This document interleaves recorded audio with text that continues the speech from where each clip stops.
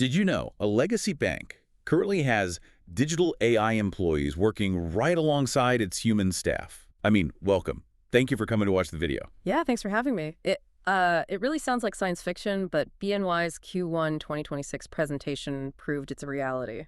Exactly. Let's do a quick summary of that prepared presentation before we jump into the Q&A. They just had a massive quarter, like EPS skyrocketed 42% to $2.24. Right, with a record revenue of $5.4 billion, which is, up 13%. And the key strategic focus is that AI is just embedded everywhere now. Yeah, and they even raised their full-year guidance, right? Revenue up around 6% and net interest income up 10%. Exactly. They launched the Eliza platform, and they have 218 AI solutions in production. That's how they secured massive wins like PayPal Alliance and the Treasury's Trump accounts. So with this level of tech integration, is BNY basically operating like a tech giant that just happens to have a banking license? Essentially, yes. Because of their massive scale, they can control their AI destiny without relying on third parties. Oh, wait. Before jumping into the Q&A to see how Wall Street reacted to this AI dominance, I want to say, stick around. The cybersecurity answers we get to later are truly fascinating. For sure. So diving into the Q&A session, Brennan Hawken from BMO Capital Markets asked about deposit trends and wealth solutions revenue. And BNY's response was that macro uncertainty led clients to hold higher liquidity, right? Yeah, exactly. They also noted wealth saw a solid 3% net new asset growth with really heavy trading volumes. Okay, then we had Alex Blostein at Goldman Sachs. He asked about transitory fee benefits from volatility. And BNY responded that their revenue is highly diversified. So a 50-50 balance versus volume, and deposit balances will just mean revert seasonally. Right, that makes sense. Then Ibrahim Poonawala from Bank of America asked if BNY is, underinvesting in AI. They pushed back on that. BNY's response was that they're perfectly balancing expense control while rapidly scaling. I mean, their AI solutions are up 4 times year over year. Wow. Which brings us to Mike Mayo from Wells Fargo Securities.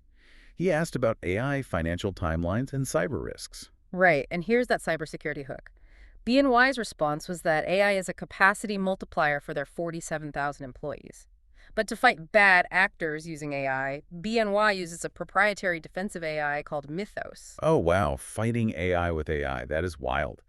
Moving on, Manan Gosalia at Morgan Stanley asked about medium-term margin targets and capital rules. And the BNY response was that they are holding the 38% margin target, and the new GSEB rules are actually modestly favorable for them. Awesome. Then Ken Usdin from Autonomous Research, he asked about capital ratios and organic growth. BNY responded that ratios had a single-day quarter-end blip, but they normalized immediately. Plus, organic growth is accelerating with multi-product wins. Speaking of products, Glenn Schorr at Evercore ISI brought up private credit risk and tokenization. BNY's response there was that balance sheet exposure is de minimis. They view tokenization as an evolution, not a revolution, just bridging traditional and digital assets. Got it. Then David Smith at Truist Securities asked for metrics on multi-line client wins. BNY's response highlighted a 60% growth in clients buying 3 or more services, which really proves their diversified model works. For sure. Then Stephen Chubak from Wolfe Research asked if AI will push wealth RIAs to self-clear. BNY said the opposite. RIAs actually rely on BNY's $3 trillion scale because building independent AI is just too expensive. Right, who has the money for that? Finally, Gerard Cassidy from RBC asked about the timeline for AI ubiquity. BNY's response was pretty stark. They said it must happen much faster than the internet or mobile banking rollouts, or firms will simply fall behind. Wow. Okay, so for a high-level wrap-up, the main theme here is super clear. BNY is aggressively compounding value by merging its trusted legacy infrastructure with exponential AI capabilities and digital assets. Yeah, it is the only way to survive modern banking right now. It really leaves you with a provocative thought. If an AI arms race is the only way to survive in modern banking, what happens to the financial system when digital employees completely outnumber human ones?